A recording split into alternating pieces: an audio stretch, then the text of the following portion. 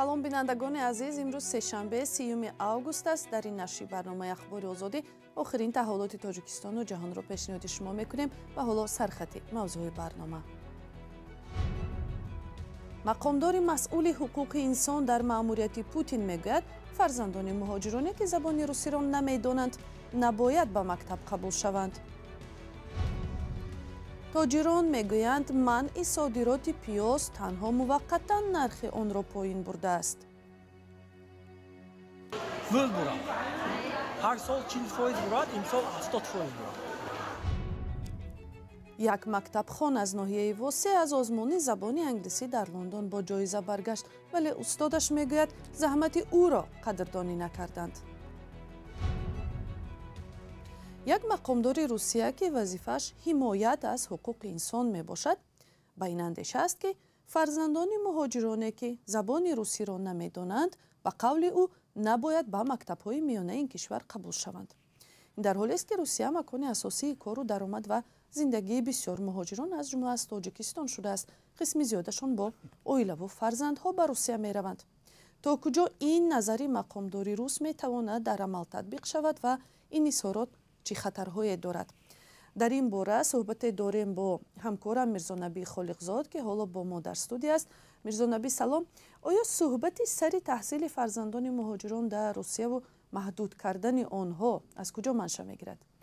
бале воқеан ҳам дирӯз раиси шӯрои ҳуқуқи инсони назди президенти Русия Валерий Фадеев дар телеграм каналаш навишт ки ба андешаи ӯ агар фарзандони муҳоҷирони кори дар Русия забони русиро надонанд, набояд ба мактабҳои миёна қабул шаванд.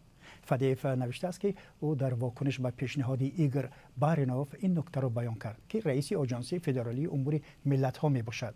Баринов ба Путин гуфт ки дар Русия бояд марказҳои мутобиқшавӣ ташкил шаванд ки ба муҳоҷирон қонуну қоидаҳои ин кишвар ва ҳам расму фарҳанги маҳаллиро шаҳр дода тавонанд. Путин аз ин пешниҳод пуштибонӣ кардааст. Валерий Фадеев раиси шӯрои ҳуқуқи инсон гуфтааст ки ниҳоди зери назари вай мухолифи ба таври содда додани шаҳрвандии Русия ба онҳое аст ки дар барқарорсозии минтақаҳои зери назари Русия дар шарқи Украина кор мекунанд. чун ба гуфташ ин ҳолат боиси омадани мавҷи зиёди сохтмончиён аз Осиёи марказӣ мешавад ки забонро намедонанд. вай ҳамчунин гуфтааст ки бачаҳои муҳоҷироне ки русиро намедонанд набояд ба мактаб қабул шаванд, чунки ба назари ӯ ҷараёни дарс халалдор мешавад. вай ҳамчунин гуфтааст ки онҳо бояд 1 сол пеш аз мактаб дарси забон хонанд ва дар идома гуфтааст ки бисёриҳо ба ин кишвар махсус барои таваллуди фарзанд мераванд. албатта назарҳои монанд ба инро дар гузашта ҳам бархи сиёсатмадорони дигари рус баён карданд ва ҳомиёни ҳуқуқ чунин назарҳоро чун нишонаҳои табйизи мардуми ғайр дар сатҳи давлатӣ интиқод мекунад. шумо имрӯз бо баъзе муҳоҷирони тоҷик ҳам суҳбат шудед, Мирзонабӣ, оё дар ин бора онҳо чӣ мегӯянд? бале ман бо 2-3 нафар ин мавзӯъро дар миён гузаштам. таваҷҷӯҳ кунед хиромон, ва назари ҳамсуҳбатони ман ин аст ки агар воқеан ҳам оилаи сокини Русия шудааст, бояд таҳсилу омӯзиши фарзандашро аз кӯдакистон сар карда ба роҳ монанд, то ки дар мактаб дигар мушкили забондонӣ пеш наояд. вале ин пешниҳодро ки мактабхоне бо сабаби надонистани забон ба мактаб роҳ дода нашавад интиқод мекунам, чун ин пеш аз ҳама ба талаботи умумибашарӣ дастрасии кӯдакони ҳама қишру гурӯҳҳо ба мактаби ройгон дар ихтилоф аст. و نهایت طور بسیار حامیان حقوق میگویند وقتی روسیه دعوا میکند که یک کشوری بسیار ملت است و درهایش را بر روی مهاجران نیروی پیشبری اقتصادی کشور باز میکند، باید شرایط انسانی کار و زندگی برای همه گروه ها نه تنها روس‌ها و روزبان ها را فراهم کند. تشکر همکارم میرزانبی خالقزاد بود. و اگر شما هم تماشابینان ارجمند در این باره اظهار نظر کردنی باشید یا تجربه خود را درباره تحصیل فرزندانتان در مکتب‌های روسی دارید، لطفاً با ما هم بگویید. نظرهای خود را زیر همین برنامه اخبار نویسید.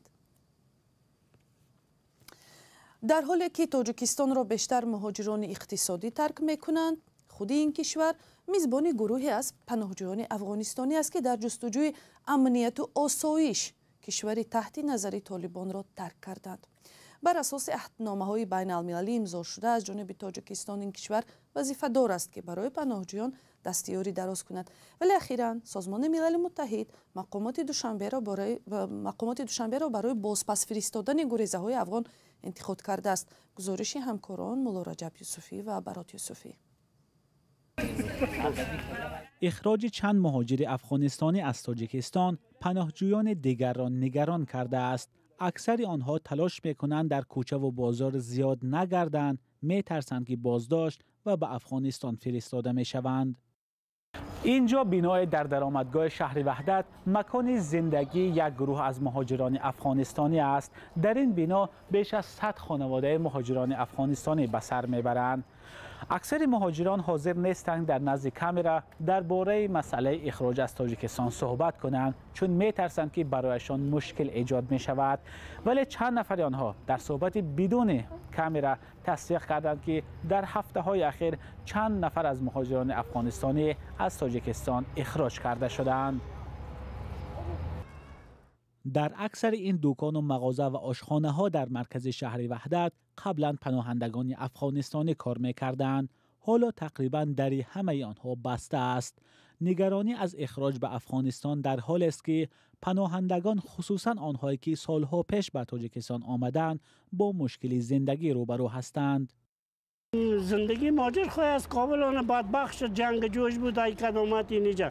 این از من 4 سال میشه که آمده، مثل میواره 4 سال 3 سال 2 سال 5 سال 10 سال میشه که نمیجا آمده افتاده.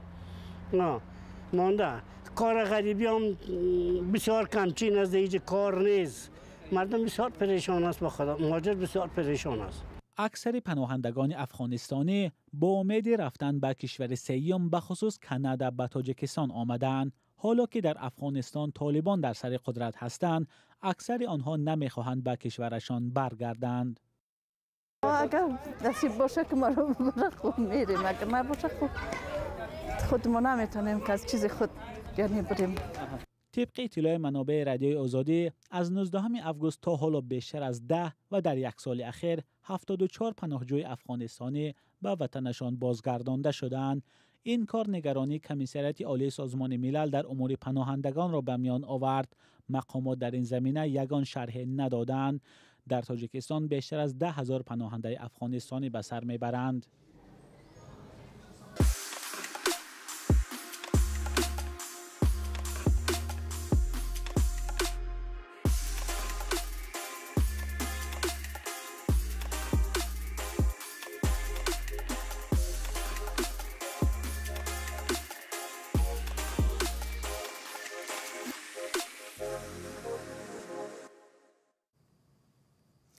баъди оғози моҳи август манъ шудани содироти пиёз аз тоҷикистон ба дигар кишварҳо нархи он дар бозор 50% арзон шуд. мақомоти гумрук қаблан эълон карда буданд ки бо тавсияи ҳукумати кишвар ва барои ба эътидол овардани нархи маҳсулоти муҳими кишоварзӣ содироташро бахусус ба русияву қазоқистон боздоштанд. ҳолате ки на ҳама тоҷиронро қонеъ мекунад. фарзон муҳаммадӣ аз хуҷанд гузориш медиҳад. حالا در اکثر تابلوهای نقطه پیازفروشی بازار پنجشنبه شهر خوجند نرخ پیاز نظر به یک ماه قبل 1 برابر ارزانتر نوشته شده است. تا اولی ماه آگوست اگر نرخ 1 کیلوگرم پیاز تا مرز 8 سامانی نزدیک بود، حالا عمدتاً 3 یا 4 سامانی فروخته می شود. ولی تاجران میگویند به دوامدار بودن این وضع پیشگویی کردن نمی توانند.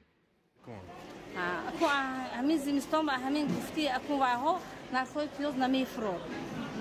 امسال نمیفروخت. پیاز و اکثریت کم پیاز. هم اکنوها و هم تانه کم. هم کشتکار کم شده. اولی همین ماه مقامات تاجیک در پی 4 برابر بالا رفتن نرخ پیاز در بازارها صادرات این نوع محصولات کشاورزی را به خارج منع کردند. در خدمات گمرکی ولایت سوق گفتند که این امر از سوی حکومت صادر گشته است. محصولات کشاورزی تاجیکستان از راه زمینی و طریق ولایت سوق اکثرا به روسیه انتقال می‌یابد. من کدنو کم مونده. ول برام. هر سال 40% برات، امسال 70% برات. در نشست خبری ریاست منطقه‌ای گمرکی ولایت سوق به خبرنگاران گفتند که در نیم سال 66,000 تانه پیاز به خارج صادر شده است که نسبت به همین دوره سال گذشته 10,000 تانه کمتر است. ولی مسئولان ریاست کشاورزی ولایت سوق گفته بودند که امسال صادرات پیاز از شمال تاجیکستان نظر به سالهای پیش 2 برابر زیادتر شده است. کشاورزان میگویند سبب اساسی گرانی پیاز به نرخ دارو و سوزشواری هم ربط میگیرد. همچنین میدان کشتیان کم شده، آب و هوا نیز نامساعد آمده است.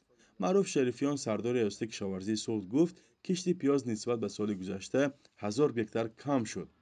инро тоҷирон низ тасдиқ мекунанд. деҳқонону тоҷирон дар суҳбатҳои бидуни сабт ба мо гуфтанд солҳои қаблӣ кишти пиёз зиёд буд ва нархаш ҳам хеле поин рафт. خریدار اکو حساب سال بلندشویش گام میزنن و اکو اینا مهنتش قهین اینا اوبان پول کی دوریان پول کی قیمت کن کارگرا قیمت دادی روز 6 سوم کار میکنند همون صبح اکو دیقام با این همین دونیم فرودگار دیقام هم چود نمیتیا اکثر دیقانا همین سال اکو حسابی چند سال بانکروت شده که اوشون وای نکردن دیقام کارتی پیاز اکو وای کرده با جای پیاز پخته جواری مکه همین های اکو وای کرده.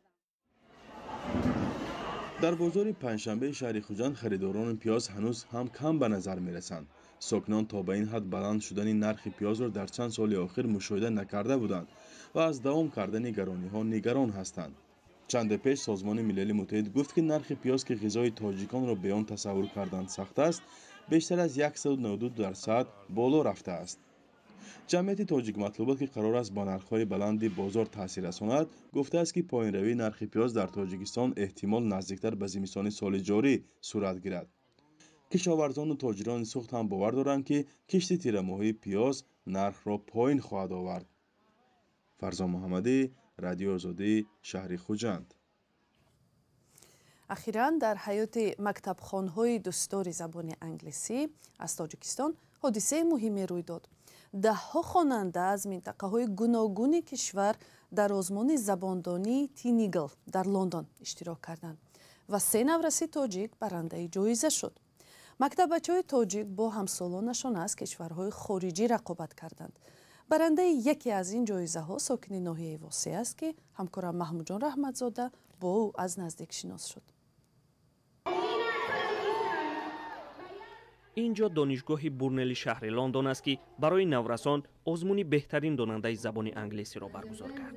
در آن از ولایت ختلان آمینه خدایقلوه شرکت نمود و با مدال طلا برگشت. وی به این آزمون سخت آمادگی دیده بود. در بریتانیا کبیر آزمونی تینیگل یعنی که بین‌المللی بود خیلی شفاف گذشت. من هم باوری داشتم که یکان جای معین روی شغل نه و خوشبختانه سزاوار جای اول گشتم. آمینه 14 ساله را به خواندن و آموختن زبان پدرش تشویق کرده است. او میگوید که وقتی دخترش به انگلیس رفت او هواداری و روزشماری میکرد. اولین شده خبری پیروزی آمینه را به پدرش رساندند. تو چند هر روز میگذشت از بین من خبر خوش رو نگه داشتم. روزی بگاه در خانه شتگی بودیم از همون سون هم چون همون راه بلدش به ما تلفن کرد که خیلی مثلا بورکبایی کرد که دخترتون رو همه جای اول رو سزاوار شده است. خیلی تبریک میکنیم. در فرودگاه آمینه را آموزگاران و نزدیکانش با گلدسته پیشواز گرفتند. رئیس ناحیه واسه نزد خانه آنها را اسفالت پوش و به عائله 20,000 سومان مکافات داده است. در جشن در مرکز ولایت 2,000 سومانی جایزه گرفت. اما استاد شکوه کرد که کار او را ریاست معارف ولایت قدر نکرد. در نوارها هم دیده می شود که گیرندگان جایزه ها با استادانش در ولایت شرکت دارند. آمینه بدون استاد به مرکز ولایت رفته است. رئیس نکرد این خانمان رو درستیگر من از او فنگر داد. یکی در ولایت رئیس ولایت رئیس معارف آموزگاران دعوت کرد. ولایت ختلان هم مشترک با توفاق پولی اولی همه چیز آمده دفعه که شما دعوت نشد دفعه چون نشد شکایت طرف دادم خف کردن اجتماع دادم. حالا آموزگار آمینه از صحبت‌هایش رو هفتاده می‌تابد. میگوید که به تربیت شاگردش ادامه می‌دهد و به آزمون‌های دیگر آمادگی می‌بیند. در آزمون تینیگل 31 نورس از تاجیکستان شرکت کرده است. در برابر آمینه اینچنین 2 نورس دیگر نازنین شاکرova از دوشنبه و شکرانه ایوبova از خوجند مقام اول را صاحب شدند. و اخبار بیشتر از این را در سامانه آزادی و شبکه‌های اجتماعی فیسبوک، ادناکلاسنیکی و توییتر پیدا کنید.